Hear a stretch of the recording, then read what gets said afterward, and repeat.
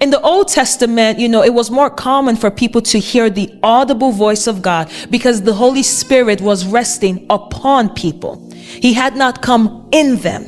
And so when he's upon you, your natural senses are more heightened. When he's within you, your spiritual senses are more heightened.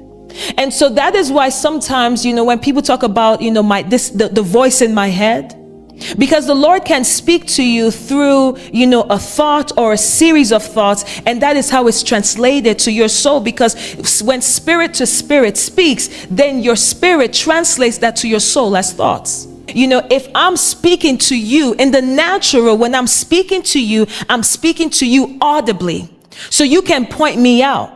In the spiritual realm, if you've ever had an encounter with an angel or things like that, they don't speak with words. It's spirit to spirit.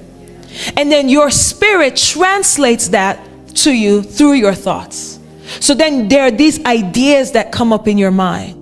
That is why the Bible, there is always this warfare concerning the mind, because this is the language of spirits. So even when the enemy wants to speak to you, he can't read your mind, but he can send a word to you. But then you're receiving it as a thought, but you think it's your own, but it's not. That is why you must have a guard over your mind. You have to think about what you're thinking about to know who put it there. Because God did not create you to be against yourself. And the enemy does not speak in ways that he will say, hey guys, I'm Satan. No. His greatest tactic is to masquerade himself as you. So when he's speaking to you, he's speaking in first person.